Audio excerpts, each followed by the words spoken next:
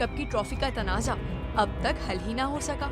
Dubai میں ہونے والی ICC کی حالیہ بورڈ میٹنگ میں اگرچہ ایشیا کپ ٹرافی کا معاملہ باضابطہ ایجنڈے کا حصہ نہیں تھا، مگر سائیڈ لائنز پر یہ موضوع ایک بار پھر زیر بحث آیا۔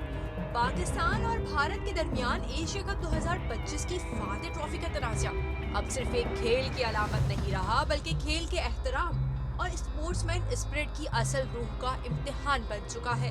ذرائع کے مطابق چیئرمین PCB اور صدر ACC محسن نقوی نے اجلاس میں شرکت کی، جبکہ بھارتی کرکٹ بورڈ کے نمائندے نے غیر رسمی طور پر موقف اپنایا کہ ایشیا کپ کی ٹرافی بھارتی ٹیم کی حقدارانہ ملکیت ہے اور اسے فوری طور پر حوالے کیا جانا چاہیے۔ تاہم پاکستان کی جانب سے موقف سامنے آیا کہ فائنل کے بعد بھارتی کھلاڑیوں نے ٹرافی لینے سے خود انکار کیا تھا، کیونکہ وہ محسن نقوی سے یہ ٹرافی وصول نہیں کرنا چاہتے تھے۔